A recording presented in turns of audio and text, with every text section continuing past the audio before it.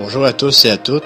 On va continuer d'aborder le volet démocratie en commençant par expliquer l'état de droit. À l'état de nature, une population d'individus, c'est un amas dispersé. Fait que dans cette situation-là, c'est la loi du plus fort qui prévaut. Si justement ces individus-là finissent par résister à cette loi arbitraire en faisant l'union fait la force. Donc, il devient une société. Il devient un peuple qui crée autour de lui d'eux un état de droit qui le permettra de le protéger de l'arbitraire. Pour se gérer de ce droit-là, le peuple se nomme donc un représentant, en qui il a toute confiance, puis il donne tout le pouvoir pour le protéger.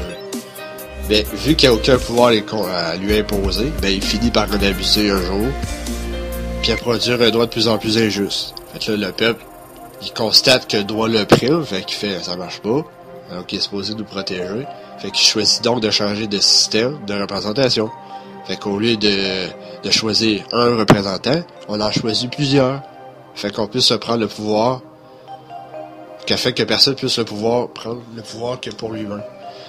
Mais ce qui arrive, c'est que ces représentants viennent à s'unir puis abuser de leur pouvoir. Puis se mettre d'accord à produire un droit qui ne suit plus l'intérêt que quelques-uns. Fait que le peuple constate dans cette situation-là qu'encore une fois, le droit tel qu'il est géré est en fait injuste puis il rejette ses représentants. Il en choisit d'autres, mais l'injustice se reproduit. La nature du droit. La gestion du droit est faite par des gens qui écrivent des lois, des gens qui les appliquent, puis les juges qui les interprètent. Ces gens-là, c'est des professionnels, puis comme tous les professionnels, leurs intérêts résident dans la conservation de leur activité. Le pouvoir va jusqu'à ce qu'il trouve une limite. Puis s'il n'y en a pas, il va toujours aller plus loin. Puis ils vont finir par faire des abus. Fait que la solution serait que le peuple contrôle la gestion du droit. Le fait de donner de l'assurance pour que le droit ne devienne pas injuste. Pour ça, il lui faut un corps juridique. Fait que le peuple décide donc d'ajouter une nouvelle entité qui le protège en contraignant le droit. Puis cette règle-là, c'est une constitution. Puisqu'il n'y a pas de lien jusqu'au droit et au peuple d'agir dessus, le peuple n'a d'autre choix que de s'exprimer, de faire des pétitions, de manifester ou faire grève.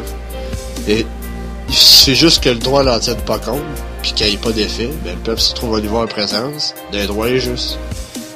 Puis comment le droit pourrait-il être encore injuste alors qu'une constitution qui est censée protéger le peuple? Fait que toute cette construction semble déséquilibrée. Le peuple est impuissant, puis la gestion du droit fonctionne en circuit fermé, comme si la constitution n'existerait même pas. Donc c'est ça. Il faut que la constitution soit contrôlée par le peuple pour justement que le droit ne devienne pas injuste. Conflit d'intérêts. La Constitution est là pour protéger les peuples des abus de pouvoir. Fait qu'elle limite les pouvoirs du droit. Fait qu'elle limite du même coup l'activité des gestionnaires du droit, puis même les révoquer si nécessaire. Or, l'intérêt de ces gestionnaires est justement de protéger leurs activités. Fait que le peuple ne peut pas alors demander à ses représentants qu'ils ne veulent pas de contraintes d'écrire la Constitution qui est censée les contraindre. Fait que là, dans cette situation-là, il y a un conflit d'intérêts.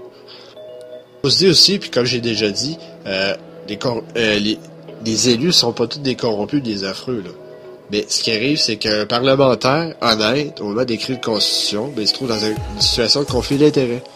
Fait que dans cette situation précise, il peut pas écrire la constitution. Parce que il va être influencé par son propre intérêt personnel. Même s'il veut pas.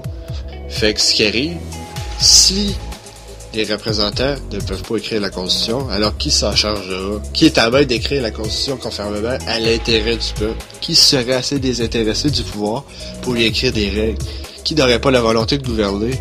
Je pense que vous avez deviné la réponse, c'est-à-dire c'est le peuple. Dans le cas d'un conflit d'intérêts, mettons que je vais vous donner l'exemple, on prend un bon juge, là. Un bon juge qui est indépendant. Mais dans le planning de son tribunal, il arrive son propre enfant qui est dans une affaire. L'enfant est victime ou accusé. Fait que tout le monde comprend qu'il est dans une situation de conflit d'intérêts. Fait que pour cette affaire-là, on va le récuser. Donc voilà, on va changer pour mettre l'autre juge. Ça devrait être pareil en politique. Il y a plusieurs exemples aussi à travers le monde qui ont des semblants de démocratie. En Tunisie, ils l'ont fait leur assemblée constitutionnelle.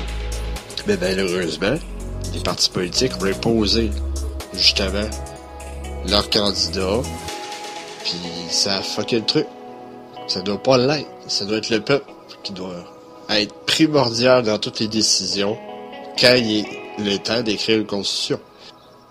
En Islande, un autre exemple, ça a été d'élections libres. Même un routurier pouvait se présenter. Mais ça a été des notables qui ont été élus. Les notables, on s'entend, c'est pas des révolutionnaires, là. Je veux pas parler contre eux, mais excusez. La constitution d'Islande, c'est ça qui est le fun en ce moment, c'est qu'elle est en train d'interagir avec les peuples, avec les réseaux locaux. Puis vu qu'ils sont peu nombreux, ben ça se fait très bien. Au lieu d'avoir 1% de membres dans un comité de tirage au sort, il pourrait y avoir qu'une seule personne. Les autres seraient là pour écouter les gens présents à l'Assemblée et prendre des notes. Plus c'est intéressant et constructif, plus ça dure longtemps. Donc le chef, la personne autrement dit de la commune, envoie ça à l'Assemblée constitutionnelle centrale pour la faire valider, puis retourner l'idée aux communes. C'est ça qui a été fait au Venezuela. Puis c'est drôle parce que les Vénézuéliens, à cette heure, ben, ils connaissent très bien leur constitution. Puis c'est quasiment le premier texte qu'ils apprennent à lire. Et en Suisse, la cerise sur le sundae, c'est pas vraiment une démocratie, c'est une semi-démocratie. Parce qu'il y a quand même des élus qui votent des lois, etc. Sauf que le peuple a deux situations où il est en puissance. C'est-à-dire, si une loi passe, ben, ils peuvent recevoir une pétition qui dit qu'on n'est pas d'accord. Donc, on demande un référendum sur la question XYZ de la loi. Donc, dans ce temps-là, il y a des référendums d'initiative populaire ou des référendums qu'on appelle révocatoires. Donc, si le vote passe, la loi peut être votée puis entérinée. Si ça passe pas, ben les élus sont obligés de modifier la loi jusqu'à temps que le peuple soit d'accord. Au Canada, on voit que c'est le Sénat qui fait ce job-là. Mais en Suisse, c'est le peuple qui le fait. Puis c'est drôle, en Suisse, l'indice de capital humain, l'indice de bonheur, puis de bien-être, puis tout ça, il est dans les plus hauts au monde. Donc, il y a une corrélation à faire ici, là. Dans une prochaine vidéo, on va finir le volet démocratie par commencer comment s'était composée la démocratie à Athènes et comment qu'on pourrait transposer ça à notre époque actuelle. Merci d'avoir écouté cette vidéo, puis à la prochaine.